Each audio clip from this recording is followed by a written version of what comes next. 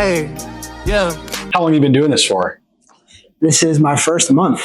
Oh, is it? Yeah, this is episode 4, actually. Well, that's cool. That's cool. You guys are reaching out to people and making it happen. So nice. This was a new dream of mine. Uh-huh. I play basketball for Iowa Central, and I'm pretty short. Uh-huh. So I realized that my career wasn't going to be too long in basketball. So yeah, no, I got you. I found something else I like to do. You know, talking is a big one. Right on. So I was like, how can I make this somewhat of a career? Sure. Giving it a shot, dude. Giving it a shot. Go for it. Yeah, absolutely. But welcome back to On the Line. Today we got a man that turned one of the largest shampoo factories into one of the largest breweries. RJ, how are you doing today? I'm good. How are you doing? I'm great. Good. So tell me, what does Exile mean to you? Yeah. So the name Exile, it's actually a tribute to my grandfather. So he was an Italian immigrant. He came over from Italy in like the early 1920s, just call it the 1920s. And that was obviously really important for our family. My grandpa moving over here from Italy, Southern Italy, is an amazing place. It's incredible, but in the early 1900s, not a lot of opportunity there. So he moved over here, came and met his mom and his dad over here, and it's just made all the difference for our family. And him coming to America is kind of like it's like family legend, really. It's like family lore. And so we wanted the name of the brewery to be a tribute to him. That's why we called it Exile Brewing Company. So. Well, I've done my research a little bit. So 50% of breweries don't make it past 10 years. Yeah, I believe that. How are you going on 14? So we got in 2012. There was not really a lot of brewing at all happening in Des Moines. And I grew up in the hospitality industry. So I worked at my dad's restaurant on the east side of town, a little bit growing up. And then after graduating from college, I went back there and worked there. And this idea came up, and so we opened it in 2012. And I think one of the big reasons for our success is that background in hospitality. We're not just making great beer here. We're also providing an experience for guests where they can experience the beer, they can experience great food, a great atmosphere, and that's really what we always get back to is like, we're not selling food, we're not selling beer, we're selling an experience to people. So that hospitality, thinking about it all as an experience, I think has just been a huge part of our success because, it's not just a tap room down here. We've got the full menu, we've got full service, we have a full bar. So I think that's critical, especially nowadays to the success of any brewery is to offer more than beer. So early on, we were doing that before most breweries were doing that. And then just constantly, looking at what you're doing, what beers are you making, what are you offering, how can you continue evolving the experience that you're providing for people? Yeah. So working for your dad, did you just assume you were going to go right into this industry also? Or? No, not really. My parents, growing up, they did not really want me to get into the hospitality industry. Anybody who's worked in hospitality for any, sort of long duration, like you got to understand it's a great industry to be in. Like you're not just wrapped to your desk the whole time. You're interacting with people. It's a rush when you're serving that many people and being successful, but it can also be a grind a lot of the time. You're working late hours. So it's a whole lifestyle, right? And I think that's what, they knew that. And so they were like, hey, you don't want to get involved with this. So I actually majored in finance in college, but, I had a couple of finance jobs, didn't really love it. And so, I moved to Italy after college and worked at a winery there and really loved that. And so, after working at the winery, I developed my dad's wine program at the Latin King. And then, as we came up with this idea for a craft brewery together, like that creation side is really cool. It's definitely like the best thing about the brewing side of the operation is creating the recipes and seeing them come to fruition and seeing people enjoy them. So like with it being this long, were you expecting it to last this long, or were you thinking, oh, I'm going to start a brewery and maybe branch off and turn it into a restaurant? Well, so we started as both a brewery and a restaurant. Oh. So we always knew that we needed that hospitality piece. Like, what I was saying earlier, when you plan for something like this, you're taking a big risk. So you're not, you're planning for the long term when you go into it. So, now that we're 14 years in, it's like, wow, we have been doing this for quite a while. Hopefully we can do this for another 14 years and, people will continue enjoying our products, enjoying the experience that we're creating, buying our products and coming down here, to enjoy them. So yeah, you always plan to be in it that long, but once when you hit those milestones, it is kind of like, wow, this is pretty crazy. Can't believe I made it this far. Yeah, exactly. So, what kind of criticism were you getting when you decided to start a brewery? What kind of criticism? I don't know. I think like most people were really excited for, this type of brewery in town. But like when we opened, we didn't have any IPAs, and like IPA was a huge beer style at that time. We knew that we wanted to make like European style lagers. So that's what you can see. Our Oktoberfest here, Ruthie, our gold lager.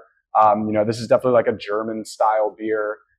Marie over here, this is a Mexican lager, but I mean, Mexican brewing tradition comes from German beer tradition as well. Of course, the Mexicans have put their own flair on it over time, but they got a lot of that industry from German immigrants going over to Mexico.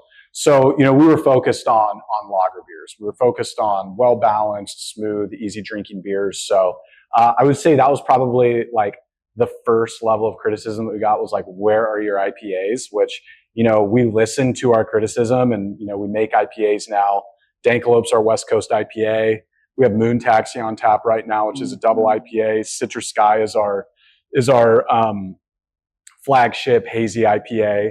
But no, you get criticism all the time, whether it's from customers, employees, whoever, somebody who's not even a customer, just sees what you do on the internet and says something. Just has an opinion on it. Yeah, of course. People have opinions and they're allowed to have their opinions, but you listen to the ones that you think are, hey, that's, you have to reflect, right? Like you have to reflect and see what you can do to get better. And part of that is listening to criticism. So was there anything that specifically that made you lean toward lagers? Towards lagers? Yeah. I mean, they were just like the beers that I really enjoyed. And also we felt like there was an opportunity there because a lot of the craft beers in that 2010 to 2012, when we were putting our plan together and building our brewery, a lot of the craft beers at that time were just like really big, like in your face, kind of, grab your palate with the amount of flavor that it has. And, in my opinion, some of them were like overly dry, overly bitter, maybe too much alcohol. So we really wanted to kind of get into that balanced, easier drinking segment of beer. So, yeah. So, but running a restaurant, brewery, and distribution company, which one is hardest to keep profitable? Sure. Yeah. So we don't distribute our own beer. We go through beer distributors, across the entire state of Iowa. Both are a challenge, right? Like both are a big time challenge. And, especially in the last like 5 years, there's just been this relentless climb in the cost of your goods. So just from the aluminum can, the can end, this little, chipboard carton, like the expenses for all of those things have gone up significantly. On the restaurant side, the cost of food, labor, all that stuff has gone up. But, volume kind of solves all your issues. So if you're busy and you're selling a lot of it, being profitable isn't that challenging. But, with this type of business, like beer is seasonal. People are mostly drinking beer in like your warmer months, spring, summer. So, during the winter, it's challenging. You have to find ways to cut back on your overhead. You have to find ways to drive sales during those slow times of year. So, both are a big challenge, but for different reasons. If that's specific enough. Yeah, that was very specific. Okay, all right. But another question I had was like, how do you ensure community support? You gotta be out there. You got to be out in the community. You partner. Right. You can either partner with other bars and restaurants. You can partner with festivals. You can partner with charities. Like during Snow Globe, we always do this big food drive with DMark. So when, Snow Globe is our busiest time of the year down here. It's this Christmas pop-up bar that we've just had a lot of success with. And when we send out people's reservation reminder, we let them know, hey, we're doing this food drive. So if you can bring a canned good, or hey, here's a link to DMark, you can just donate to them if you want to. So that's one way. With October, we do our Pink Ruthie project, where if our retailers, if they buy this Pink Ruthie package that we have, we'll donate $1 from every case to Casting for Recovery, which is like a breast cancer recovery charity. They get women out in nature fly fishing. Mm-hmm. So being in nature is good for their recovery. And then also like that motion of fly fishing, is good for like the physical recovery from where they might have had their surgery. So it's just outreach and trying to be involved with, like I said, charities, events, other bars and restaurants. Yeah, so, and then of course, like the most important thing is just treating people well when they're down here and providing them a great experience when they're down here. Yeah, just making them feel like they should come back. They got to feel special, making people feel special when they actually come to Exile. Yeah. So I was walking around your building. Yeah. And it is magnificent. Thank you. One thing I noticed was the green crown on top. Yeah. Was that here before? Or was that something you added? No. So I guess the part of Exile that I forgot to mention was, we called it Exile because there's this poem, and it's called The New Colossus, and in it, the Statue of Liberty is referred to as the mother of exiles. And so that's why we have this, kind of Statue of Liberty motif in a lot of our branding. Our tap handles the torch. That kind of brings that whole story together. But the crown on the building is like a 1-to-1 replica of the crown of the Statue of Liberty in New York on Liberty Island. It's the same exact size. So I know it's crazy. Yeah, I noticed it. It's huge. It's massive. Yeah, it's massive. So was that like custom made or custom made? Sheesh. Custom made. Yeah. James Ellwanger, he actually had a studio across the street here at this other Fitch building. They have like a lot of art studios, at least they used to. I think they still do have a lot of art studios over there, but his studio was there and he heard about this project and he pitched us on the idea and we loved it. And so we ended up going with it. What was that studio called, you said? Well, the artist's name was James Ellwanger. James Ellwanger. Yeah, James Ellwanger. Mm-hmm. I got to look that up because that's a magnificent piece. Yeah, it's incredible. Is there anything else in the building that you decided to custom made?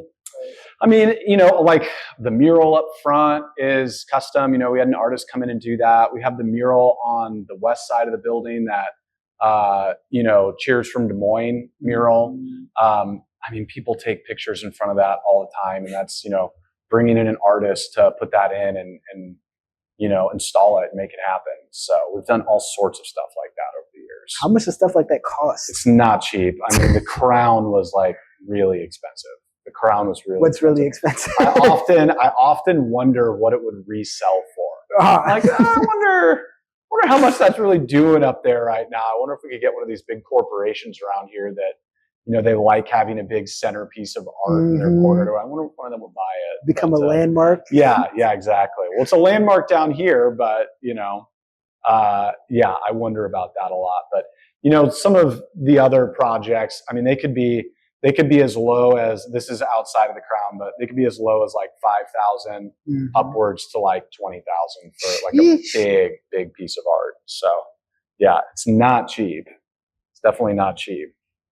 So I also have noticed in the industry that ingredients and packaging costs have been like fluctuating crazy. Yeah. How do you deal with that? It's challenging, man. I mean, because you can't just like, if a batch of cartons costs you 10 cents more per carton or 5 cents more per carton, you can't just raise your price. You have to give warning to your distributors, give warning to your retailers. So, I mean, you try to make up for it with efficiency, like make sure that you're not wasting them.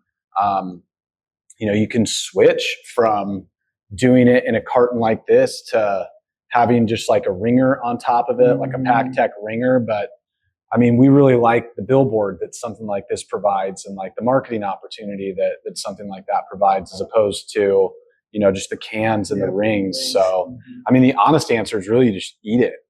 You just eat the price increase, and then you have to raise the price after that. But you've already incurred the costs. So yeah, and then of course that gets passed on to your distributor, your retailer, and then the customer. So that's why you see a lot of increases in prices, is because, the cost of goods and all that stuff has gone up.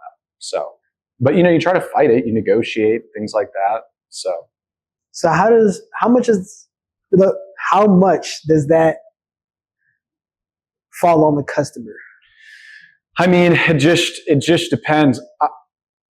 In this industry, like craft beer, the margin is so thin already for the manufacturer that like if there's an increase in the cost of goods sold, like that has to be passed on to the customer, because if not, then you're just losing money. So, I mean, a good portion of it does, like a craft brewer cannot just continue eating their increases in cost, because along with that, people want to get paid more, energy and utilities increases. So, I mean, it's definitely a challenge. It's a much more challenging environment right now than when we opened in 2012, probably through like 2019, 2020.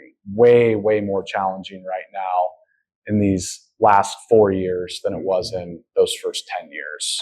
So those first days that you walked in and it was still a shampoo factory, was that terrifying for you?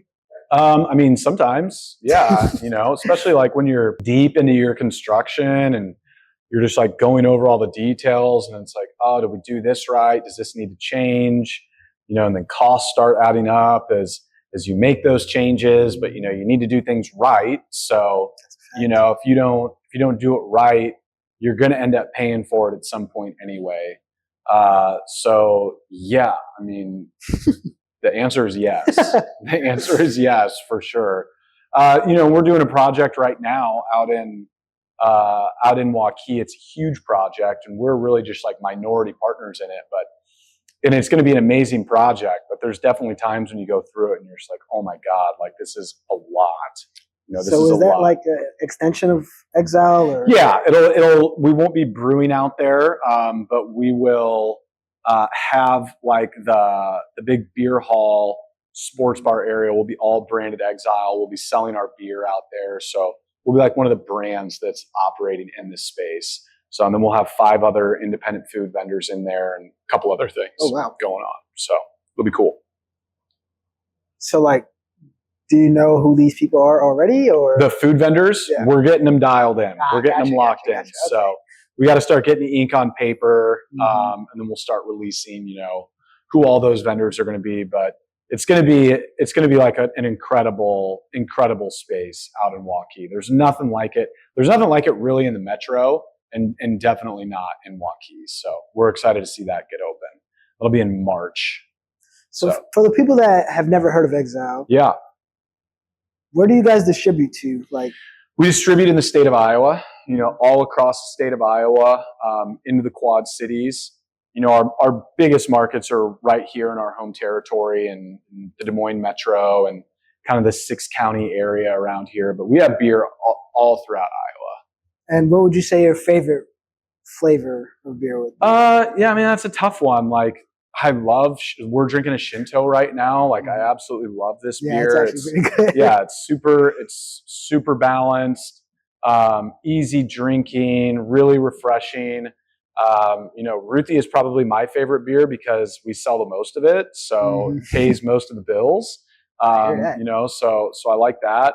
GG is our dark lager. It's probably the best beer that we make. We've won lots of medals for it. We've won a gold medal at the World Beer Cup for it, gold medal at the Great American Beer Festival for it. So, it really just depends on what's going on, what's the weather like, what am I eating, which is going to be my favorite. So after 13 years, yeah.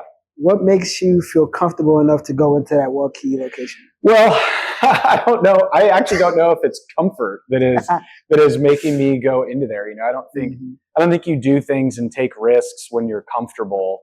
So I know that there's a lot of growth going on in Waukee right now, and there's a lot of opportunity out there, and we want to be a part of that growth. We want to be a part of that opportunity, and we're confident that we've provided enough great experiences and products for people down here over the last 14 years that they'll be excited to see us out in Waukee, and we'll be a part of what draws people to Kettlestone Social, which is the larger development that we're doing out there.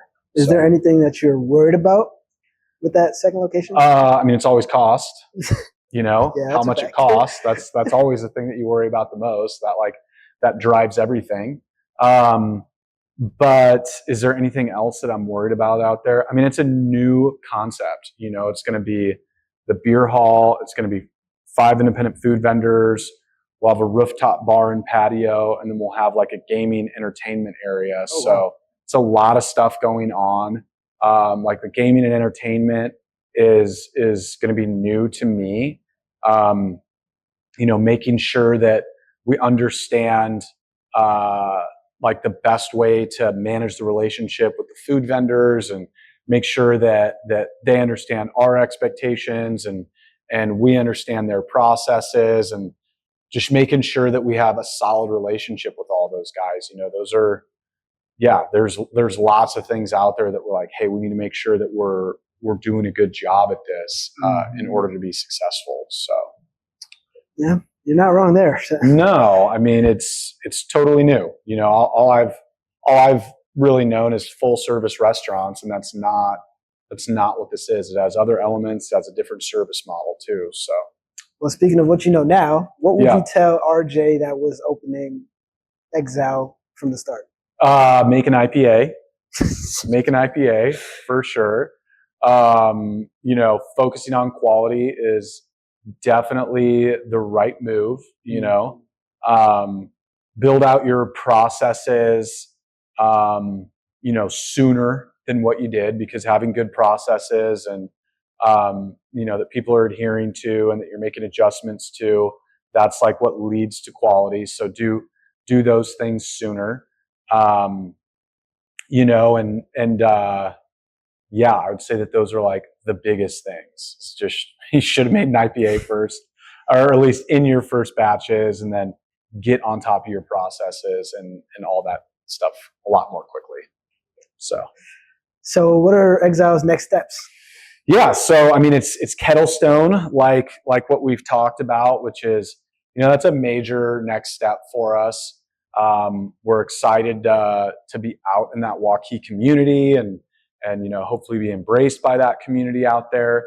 But that's a major project. So that's taken up the majority of our focus right now, and it's gonna be coming to fruition in March. But it's like we got to be focused on that. We don't want to be doing a lot of other stuff while that's happening. Yeah, I hear that.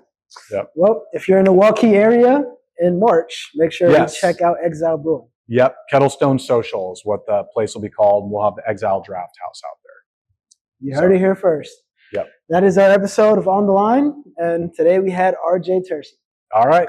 Awesome, dude. Bye-bye. Thank you. Yeah, cheers. Salute.